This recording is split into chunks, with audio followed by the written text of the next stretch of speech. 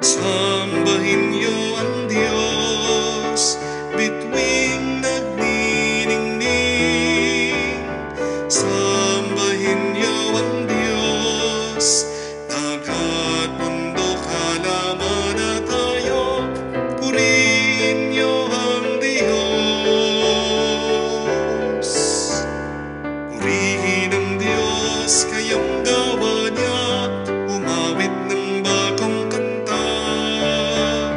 Purihin ang Diyos, kayong anghel niya, hipanin niyo ang trumpeta.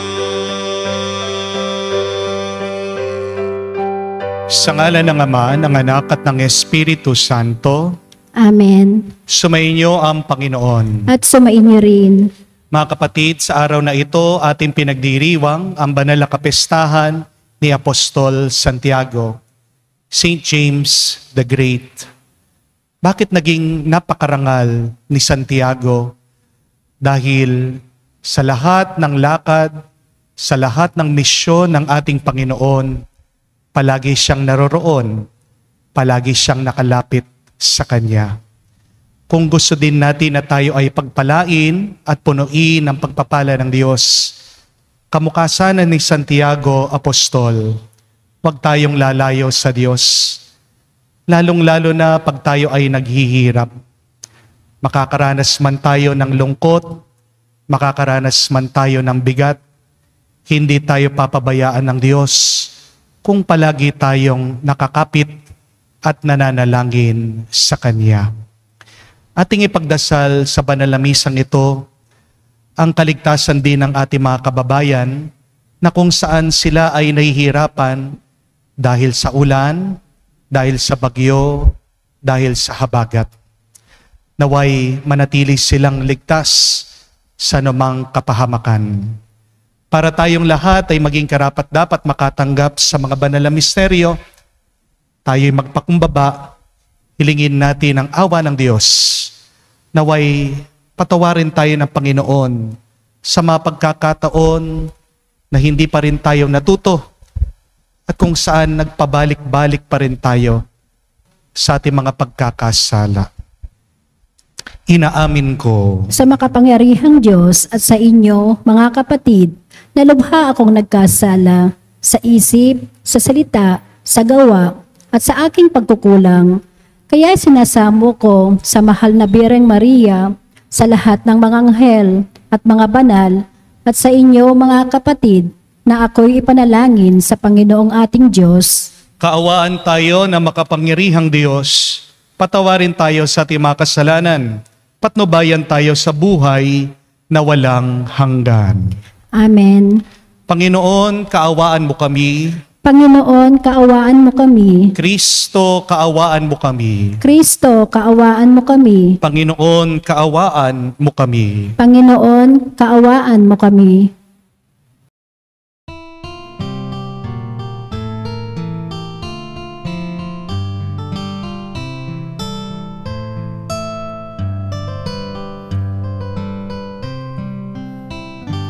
Luwalhati sa Diyos sa kaitaasan, kaloob sa lupa ay kapayapaan. Pinupuri ka't ipinangdarangal, sinasamba ka dahil sa dakila mong kalwalhatian. Panginoon naming Diyos, Hari ng langit, Amang makapangyarihan, Panginoong Jesucristo, bugtong na anak ng Diyos, Kordero ng Ama. Ikaw na nag-aalis ng mga kasalanan ng sanlibutan. Tanggapin mo ang aming kahilingan, ikaw na naluluklok sa kanan ng Ama. Maawa ka sa amin, ikaw lamang ang banal, Panginoong Jesucristo, kasama ng Espiritu sa luwalhati ng Ama. Amen. Amen. Amen. Amen.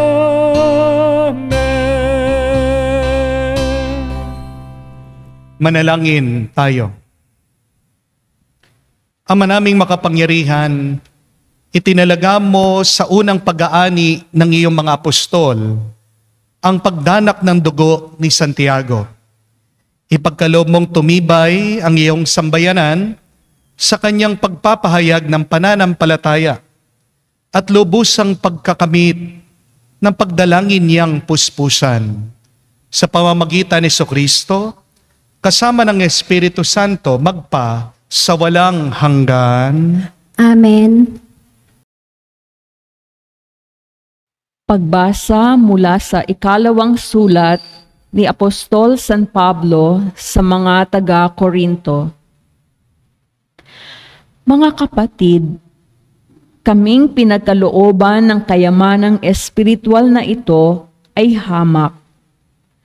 Kung baga sa sisidlan ay palayok lamang, upang ipakilalang ang di malirip na kapangyarihan ay sa Diyos at hindi amin. Kinigipit kami sa kabi-kabila, ngunit di naghagapi. Kung minsay nag-aalinlangan kami, ngunit di nawawalan ng pag-asa. Pinag-uusig kami, ngunit di nawawalan ng kaibigan.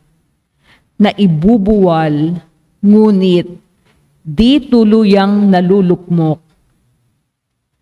Lagi kong taglay sa aking katawan ang kamatayan ni Jesus upang sa pamamagitan ng katawan ko'y mahayag ang kanyang buhay. Kami laging nabibingit sa kamatayan, alang-alang kay Kristo, upang sa aming katawang may kamatayan ay mahayag ang kanyang buhay. Ano pat, habang ako'y dahang-dahang namamatay, nagkakaroon naman kayo ng buhay na walang hanggan. Sinasabi sa kasulatan, nagsasalita ako sapagkat ako'y sumasampalataya. Bunga ng gayong diwa ng pananampalataya, nagsasalita rin ako sapagkat ako may sumasampalataya. Sapagkat nalalaman kong ang Diyos na muling bumuhay sa Panginoong Hesus, ang siya ring bubuhay sa akin kasama niya, at nagdadala sa inyo at sa akin sa kanyang piling. Ang lahat ng pagtitiis ko ay sa kapakanan ninyo, upang sa pagdami ng mga nakatatanggap ng mga kaloob ng Diyos, lalo namang dumami ang magpapasalamat at magpupuri sa Kanya. Ang salita ng Diyos. Salamat sa Diyos. Ang nagtanim na may luha ay aaning natutuwa. Ang nagtanim na may luha ay aaning natutuwa.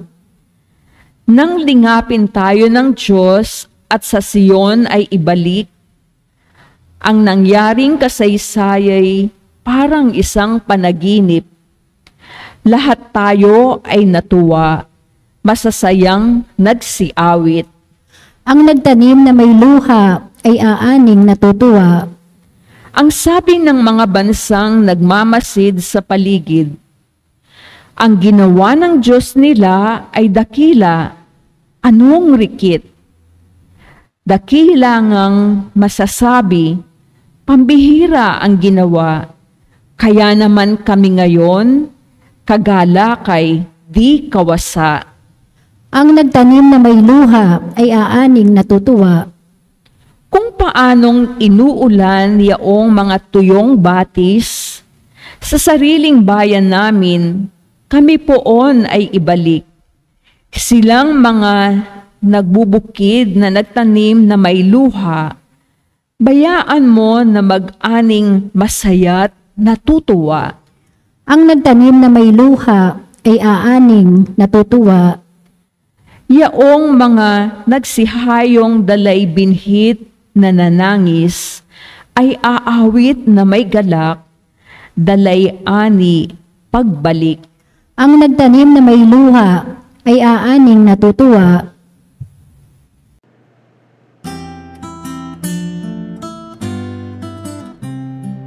Alleluia, alleluia, alleluia, alleluia, alleluia, alleluia, alleluia, alleluia, alleluia, alleluia, alleluia, alleluia. Hinirang tayo ni Kristo upang mamungang totoo bilang mabubuting tao. Aleluya, aleluya. Sumainyo ang Panginoon. At sumainyo rin. Ang mabuting balita ng Panginoon ayon kay San Mateo. Papuri sa iyo, Panginoon. Nung panong yun, lumapit kay Jesus ang asawa ni Zebedeo, kasama ang kanyang mga anak, may ibig siyang hilingin. Kaya't lumuhod siya sa harapan ni Jesus. Ano ang ibig mo? Tanong ni Jesus. Sumagot siya, sana'y ipagkaloob ninyo sa dalawa kong anak na ito ang karapatan makaupo katabi ninyo sa inyong kaharian, isa sa kanan at isa sa kaliwa. Hindi nyo nalalaman ang inyong hinihingi, sabi ni Jesus sa kanila. Mababata ba ninyo ang hirap na babatahin ko? Opo, tugon nila. Sinabi ni Jesus, ang hirap na babatahin ko ay babatahin nga ninyo. Ngunit wala sa akin ang pagpapasya kung sinong mauupo sa aking kanan at sa aking kaliwa. Ang mga lukluk ang sinasabi ninyo para sa mga pinaghandaan ng aking ama. Nang marinig ito ng 10 alagad, nagalit sila sa magkakapatid. Kaya't pinalapit sila ni Jesus at sinabi sa kanila, alam ninyo na ang mga pinuno ng mga hentil ay naghahari sa kanila at ang mga dinadakila ang siyang nasusunod. Ngunit hindi ganyan ang dapat umiral sa inyo. Sa halip, ang sino man sa inyong ibig maging dakila ay dapat maglingkod. Ang sino man ibig maging pinuno ay dapat maging alipin ninyo, tulad ng anak ng tao na naparito, hindi upang paglingkuran, kundi upang maglingkod at ialay ang kanyang buhay para matubos ang marami.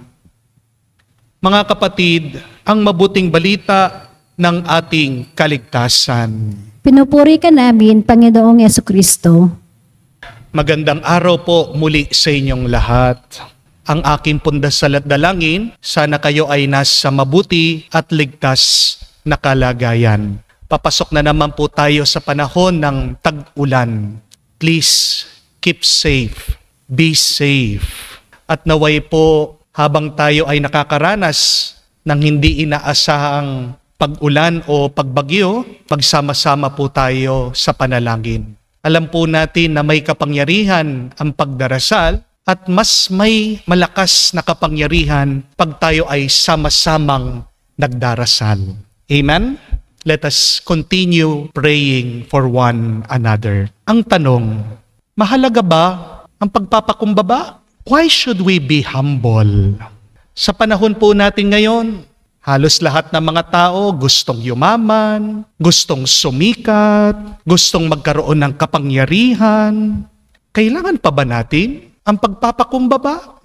Oo, inutos ito ng ating Panginoon sa kanyang mga alagad at sa ating mga mananampalataya. Sinabi ni Jesus na kung siya ang anak ng Diyos, ay nagpapakumbaba, nag-aalay sa kanyang sarili, naglilingkod para maligtas ang iba, dapat ganyan din ang ugali natin. marunong din sana tayong magpakumbaba, mag-alay sa sarili, at maglingkod sa iba. Jesus said this, that whoever wants to be great, they should be a servant. Whoever wants to be first, they should be a slave. But that is the question. Why should we be a servant? Why should we be a slave? Why should we want to become a nobody? Why should we desire being the lowest of the low? Alam naman po natin na kapag ikaw ay nagpapakumbaba, pag ikaw ay humble, di po ba madalas ikaw ay inaabuso ng iba? Ikaw ay kinakawawa ng iba? Ikaw ay inaapak-apakan ng iba? Sino ba sa atin dito ang gustong nasasaktan? Pag alam ng iba na kayang-kaya kanila, gagawin nila ang gusto nila sa iyo. Tingnan natin ang ating Panginoon. Di ba? Nagpakumbaba siya sa kagustuhan ng Ama. Anong ginawa nila sa Kanya? Siya po ay dinakip, siya'y kinulong, siya'y pinagbintangan sa isang krimen na hindi naman niya ginawa, at kahuli-hulihan, siya'y pinako at pinatay sa krus. Nakakamatay ang pagpapakumbaba. Amen? Bakit pa natin ito gagawin? Kung alam natin na tayo ay mapapahamak lang dahil sa ating pagbababa ng ating sarili. Pero baka makalimutan din natin ang turo ng ating Panginoong Hesukristo na siya din ang nagsabi that unless a grain of wheat falls and die, that wheat shall not bear much fruit. Oo, masakit. Oo, nakakamatay ang pagpapakumbaba. Pero pagkatapos ng kamatayan, meron itong muling pagkabuhay at meron itong magandang bunga. Ibig sabihin, may halaga pa rin at may magandang bunga ang pagbababa ng ating sarili at ang pag-aalay ng sarili mo sa iba. My dear friends, whenever you are tempted to become proud and self-entitled, remember these two good reasons in being humble. Number one, there is prosperity in humility. May pagpapala sa pagpapakumbaba. Basahin niyo po in Proverbs chapter 16, verse 18. Pride goes before destruction, and a haughty spirit before a fall. Remember, my dear friends, that the most selfish, the most destructive three-letter word is ego. E-G-O. At sa Tagalog, ito po ay ako. Ang pinaka makasarili, ang pinaka nakakasirang salita, 3 letra lang, ay ako. Ako. Ako. Marami na po ang bumagsak, marami na po ang nasaktan, marami na po ang nalugi dahil sa kataasan ng loob. Hindi ko po alam kung naaalala nyo ang kwento ng Tore ng Babel. Lumaki ang ulo ng mga tao. Gusto nilang higitan ang Diyos. Kaya gumawa daw sila ng isang tore para malampasan nila ang langit. Anong ginawa ng Diyos dito sa plano ng mga tao? Sinira niya itong ginagawa nilang gusali. Nagkawatak-watak ang mga tao. See, pride and ego destroys, but it is love that builds. Meron pong isang kwento tungkol po kay Marcus Aurelius.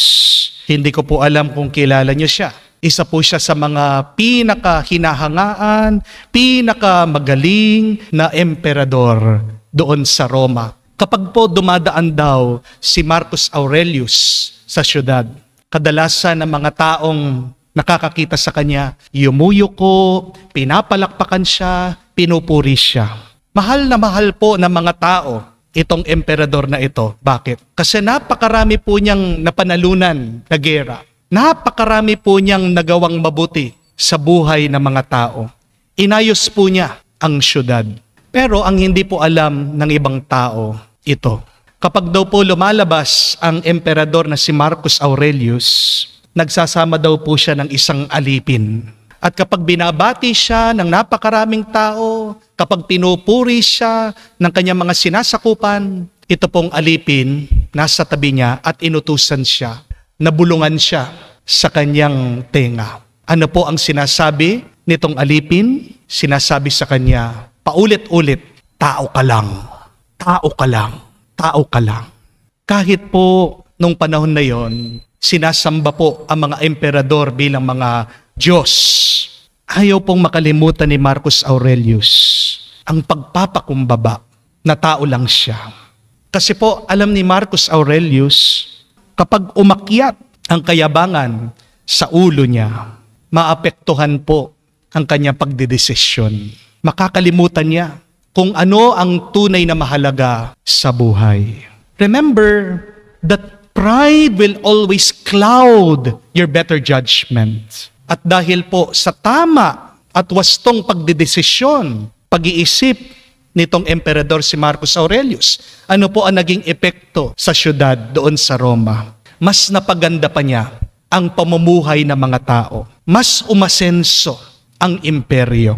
Bago po kay Marcus Aurelius, napakarami pong mga ibang emperador o leader ang hindi nagustuhan ng mga tao. Dahil naging napakamakasarili nila, dahil naging napakayabang nila, dahil napakahigpit ng hawak nila sa kapangyarihan. Ano pong ginawa nila sa mga emperador na ito? Pinapatay nila. Inassassinate nila. Pero si Marcus Aurelius, ginalang po at minahal ng napakaraming tao. Bakit? Dahil sa kanyang pagpapakumbaba. Remember, my dear friends, that pride will bring you to the top, but it is humility that will help you to stay there.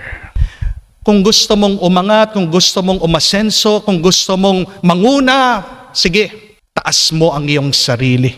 Pero pag ikaw ay nanguna, pag ikaw ay tumaas, pag ikaw ay umasenso, hindi ka mananatili doon kung hindi ka marunong magpakumbaba. Amen? This is why I think the Lord is challenging us, let go of your ego. Opo, mahalaga ang ako, pero walang kwenta ang ako kung wala kang tayo. Ano ang saya ng puro ako kung wala kang kasama, kung wala kang katuwang, kung wala kang tayo? Tingnan nyo nga po sa ating simbahan ng Santa Iglesia. It is already 2,000 years old. Hanggang ngayon, napakatagal na. Buhay pa rin po tayo at dumarami tayo. Bakit? Dahil malinaw na malinaw sa ating lahat, lalong-lalo na sa ating mga namumuno, ang Santo Papa, mga obispo, mga pari, ang mga tagalingkod ng simbahan, itong turo ng ating Panginoon. It is very important to remember that this is all about service. Amen? This is all about love. This is all about humility. Amen? Kung magpapakumbaba ka, tandaan niyo po, mas magiging siksik, liglig, at aapaw ang biyaya sa iyong buhay. Amen? There is prosperity in humility. But secondly, it is better to be humble. Why? Because the humble are loved. Tandaan niyo po yun. Minamahal ang mga marunong magpakumbaba. Remember, you cannot serve without humility. And if you serve humbly, a lot of people will love you. Walang nakakapaglingkod na hindi nagpapakumbaba. Mahirap maglingkod na may kataasan ng loob. Pag malaki ang iyong ulo, pag meron kang ere, mag-umpisa ka mang maglingkod, hindi ka makakapagtagal. Magsasawa at magsasawa ka. Ang mga naglilingkod na walang pagpapakumbaba, sino mga yan? Sila'y mga manloloko. Sila'y mga abusado. Sila'y mga mapanggamit. Sila'y mga nagkukunwari lang. Mainit na mainit po ngayon ang usapan dito sa viral issue. Dito sa nag-post, isang LGBT nagsermon po ng isang waiter 2 oras, nakatayo po, nakikinig dito sa pagtuturo ng LGBT na dapat hindi daw po siya tinawag na sir, dapat tinawag siyang miss o madam. At ang dami pong mga tao, kung babasahin niyo po, titignan niyo sa social media, wala pong simpatsya, hindi po pumapanig dito sa LGBT. Ang dami pong mga tao, galit na galit dito po sa LGBT na nagsermon dito po sa waiter. Bakit? Kasi imbis na siya'y magpakumbaba, pinapalaki pa po niya itong issue sa pamamagitan ng kanyang pag-uugali. Kung nagpakumbaba lang po itong LGBT, di po ba? Sana wala na yung issue. Sana tahimik na ang lahat. Sana wala nang away. Di po ba? Pero dahil po napakatigas ng puso nitong taong ito, tumitigas din ang puso ng mga iba sa kanya.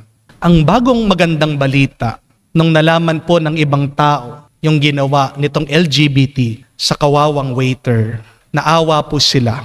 At meron po mga OFW ngayon, mga kapatid natin, ang nag-offer, bigyan po ng trabaho sa abroad, ito pong waiter. See, if you want to gain the respect and the love of people, most especially if you want to gain the respect and the love of God, what should we do? We should start by being humble.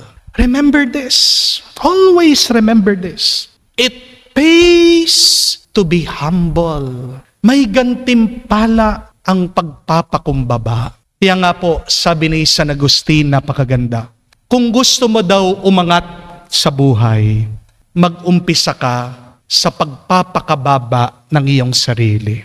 Dahil kung gusto mo daw magkaroon ng isang mataas, matayog na gusali o tore, anong kailangan mong gawin? Kailangan mong lalimin ang paghuhukay para sa isang pundasyon. At ano po ang pundasyon para magkaroon ka ng isang matibay at nakaangat na buhay? Ang sabi po ni San Agustin, yan ay ang pagpapakumbaba. If you want your tower to be so high, start by digging a deep foundation. And what is the deep and strong foundation of this life? That is humility. Si Jesus, siya po ang nagsabi, kapag lalo kang nagpapakumbaba, doon ka tinataas ng Diyos. Kapatid, magdasal po tayo. Huwag tayong magpapabulag sa mundo. Palabas lang po ang kasikatan. Ang kasikatan ay panandalian lang. Kung ikaw man ay sikat ngayon, darating ang araw, makakalimutan ka ng ibang tao. Hindi po ba? That is just a 5-minute fame. Pero sino mga hindi nakakalimutan ng mga tao? Sila yung mga mababait, sila yung mga mapagmahal, sila yung mapagbigay, lalong-lalo na yung mga taong nagpapakumbaba. Amen? Mas piliin natin. Mga kapatid, tandaan niyo po na ang mga nagpapakumbaba ay pinagpapala. At mas minamahal na maraming tao at ang Diyos, ang taong marunong magbaba sa kanyang sarili. Naway mas piliin natin ang magpakumbaba sa buhay na ito para yan din ang maging susi ng ating pagpasok sa langit sa kaharian ng Diyos sa magpa sa walang hanggan. Amen. Si Santiago, kapatid ni Juan, ay tinawag mula sa pagsusuri ng kanyang lambat upang sumunod kay Kristo sa tulong ng apostol na natutong maglingkod sa iba. Manalangin tayo at ating sabihin, Panginoon, dinggin mo kami. Panginoon, dinggin mo kami. Ang mga lingkod ng simbahan, naway gampanan ang kanilang tungkulin sa diwa ng paglilingkod at paglalaan ng sarili. Manalangin tayo sa Panginoon. Panginoon, dinggin mo kami. Ang mga naglilingkod sa bayan, naway makatupad sa sariling tungkulin ng may katapatan at pag-aalay. Manalangin tayo sa Panginoon. Panginoon, dinggin mo kami. Magkaroon nawa ng maraming kabataang bukas loob, natutugon sa tawag para sa pagpapari at buhay relihiyoso, Manalangin tayo sa Panginoon. Panginoon, dinggin mo kami. Sa katahimikan po ng ating puso, banggitin din natin sa Diyos ang ating mga personal na intensyon at pangangailangan. Diyos na aming Ama, tulungan nawa kami ng mga panalangin ni Santiago sa paglalapit namin sa iyo ng aming mga kahilingan. Naway sa paglalakbay namin ito sa buhay ay mamukod ng paglilingkod sa iba. Hinihiling namin ito sa pamagitan ni Kristo na aming Panginoon. Amen.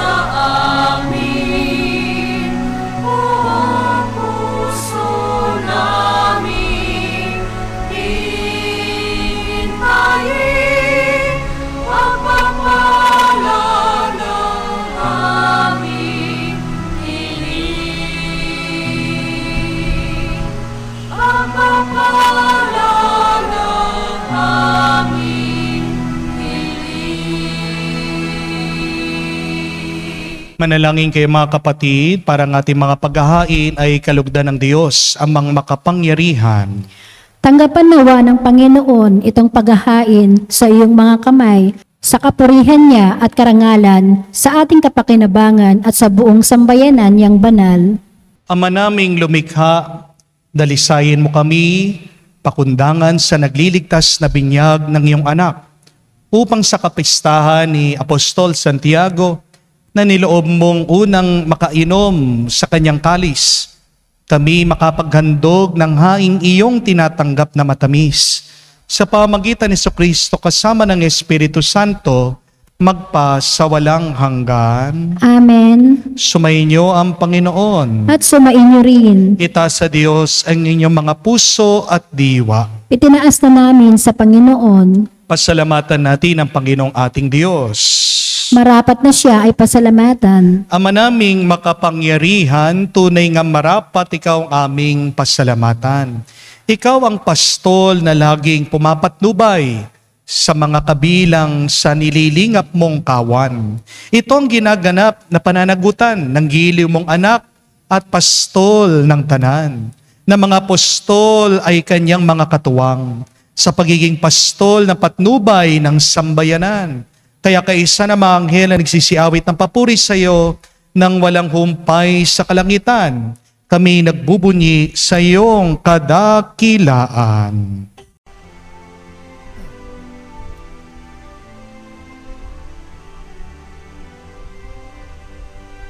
Santo, Santo, Santo, Panginoong Diyos ng mga hukbo, napupuno ang langit at lupa na kadakilaan mo. Hosana, Hosana, sa kaitaasan, pinagpala ang naparirito sa ngalan ng Panginoon. Hosana, Hosana, sa kaitaasan. Hosana, Hosana, sa kaitaasan.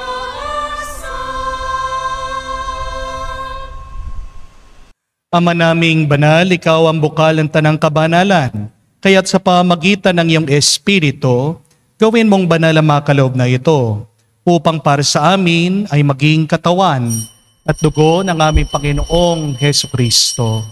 Bago niya pinagtiis ang kusang loob na maging handog, hinawakan niyang tinapay, pinasalamatan kanya, pinaghati-hati niya iyon, inabot sa kanya malagad at sinabi, "Tanggapin ninyong lahat ito at kanin, itong aking katawan na ihahandog para sa inyo."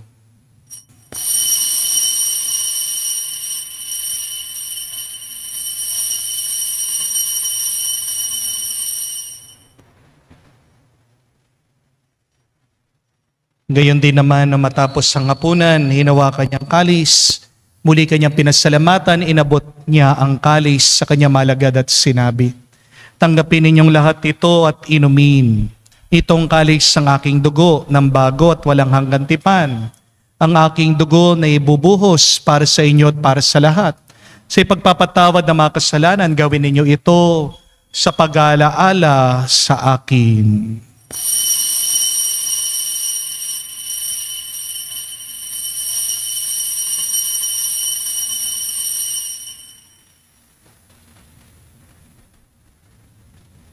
Ang misteryo ng pananampalataya. Aming ipinahayag na namatay ang iyong anak, nabuhay bilang Mesiyas at magbabalik sa wakas para mahayag sa lahat. Ama, ginagawa namin ngayon ang pag-alaala sa pagkamatay muling pagkabuhay ng iyong anak. Kaya tinialay namin sa iyong tinapay nagbibigay buhay at ang kalis sa nagkakaloob ng kaligtasan.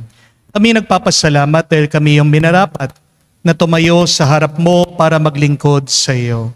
Sinasamo namin kami magsalo-salo sa katawan at dugo ni Kristo ay mabuklod sa pagkakaisa sa pamamagitan ng Espiritu Santo. Ama, lingapin mong iyong simbahan, laganap sa buong daigdig. Puspusin mo kami sa pag-ibig. Kay San Francesco, ang aming Papa, Florentino, aming Arsobispo, at ng Kaparian. Alalahanin mo rin ang aming mga kapatid na nahimlay, may pag-asang muling mabubuhay. Gayon din lahat ng mga pumanaw, kawan mo't sila't patuloyin sa iyong kaliwanagan. Kawan mo't pagindapatin kaming lahat, makasalo sa iyong buhay na walang wakas. Kaysa na mahal na Birhen Maria, Ina ng Diyos, kaysa ni San Jose, kanyang maligayang esposo, kaysa ni Santiago Apostol, ng lahat ng iyong apostol, lahat ng mga banal na namuhay dito sa daigdig, kalugod-lugod sa iyo. May pagdiwang nawa namin ang pagpupuri sa ikararangal mo sa pamamagitan ng iyong anak, aming Panginoong Heso Kristo. Sa pamamagitan ni Kristo, kasama niya at sa Kanya, ang lahat ng parangal at papuri ay sa iyo, Diyos Ama, makapangyarihan, kasama na Espiritu Santo, magpasawalang hanggan. Amen, amen, amen. Sa nakakagaling na utos sa turo ni Jesus, na Panginoon natin at Diyos, ipahayag natin ng lakas loob.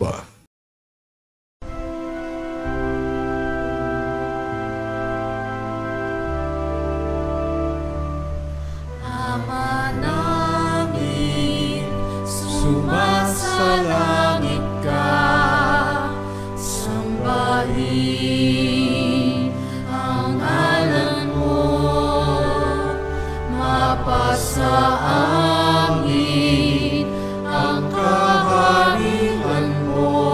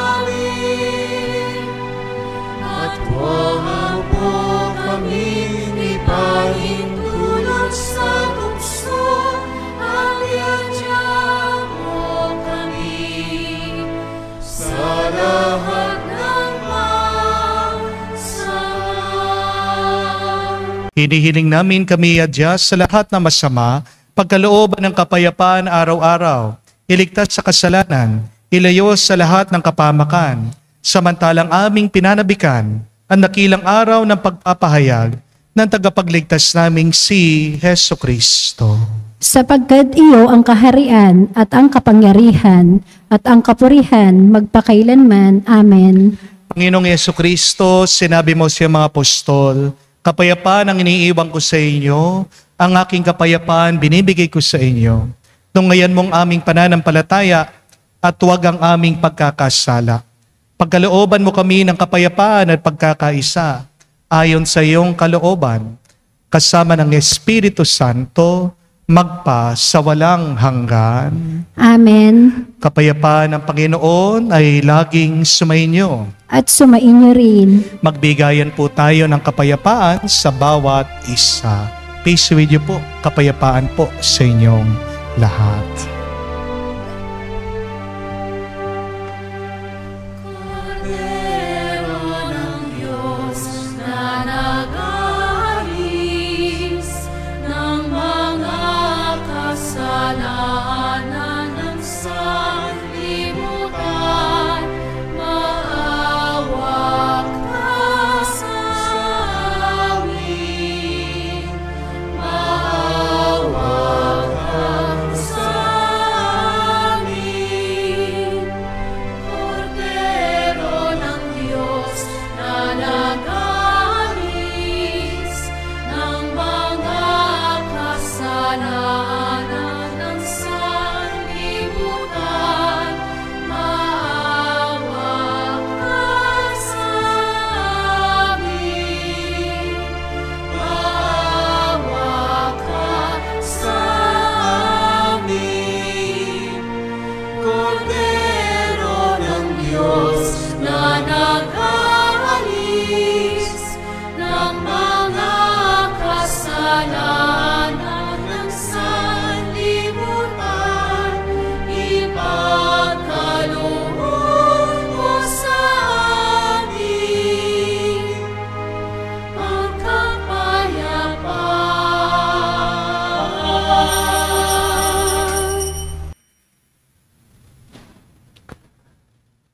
Mga kapatid, narito ang ating Panginoong Jesucristo, ang Kordero ng Diyos, nag-aalis sa mga kasalanan ng sanlibutan.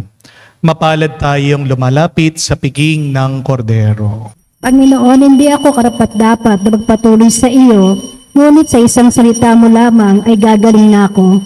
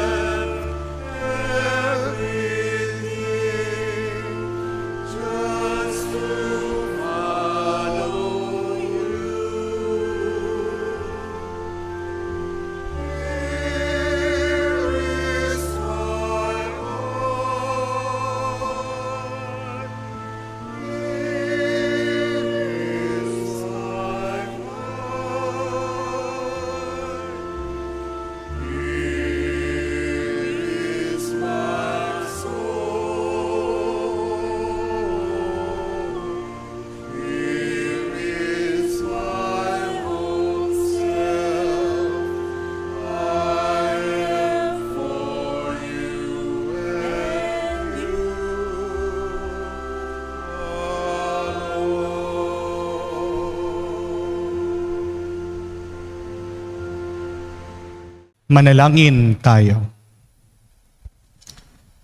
Ama namin mapagmahal, kami tinulungan mo, pakundangan sa pagdalangin ni Apostol Santiago. Ngayon sa kapistahan niya ay masaya kaming makinabang sa pamamagitan ni Jesucristo, kasama ng Espiritu Santo magpa sa walang hanggan. Amen. Bakit mas mainam, mas mabuting magpakumbaba? Why is it better to become humble? 2 reasons. Because first, there is prosperity in humility. Pinagpapala, ginagantimpalaan ang mga mapagkumbaba. But secondly, because the humble are respected and loved. Mas ginagalang natin, mas naaawa tayo, mas minamahal natin ang mga taong nagpapakumbaba. Pero alam ko po, this is easier said than done. Madaling sabihing magpakumbaba. Pero pag ikaw na ay inaapak-apakan ng iba, pag ikaw ay iniitsepwera ng iba, lalong-lalo na pag ikaw ay sinasaktan ng iba, napakahirap, napakasakit, napakabigat sa ating ang magpakumbaba.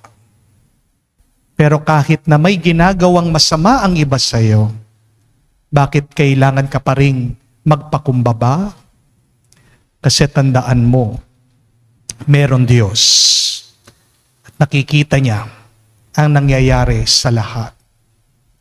Ang mga nagmamataas, ang mga nagbababa ng iba, may oras din yan. Amen? At kung ikaw man ay binababa, kung ikaw man ay sinasaktan, kung ikaw ay binabaliwala, may oras ka din. Ikaw ay iaangat at itataas ng Diyos. There are also 2 ways on how to remain humble. Remember this. Always remember, say this to yourself. Tao ka lang, tao ka lang, tao ka lang. Huwag mong iisipin na ikaw ang Diyos. Huwag mong iisipin na ikaw ang Diyos. Yun yung pangalawa na tandaan mo. Para maging mapagkumbaba ka, sabihin mo, merong Diyos, merong Diyos, merong Diyos.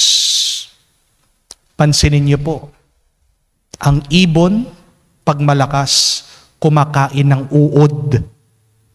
Pero pag nanghina ng ibon, nagkasakit, namatay, sino na pong kumakain sa ibon?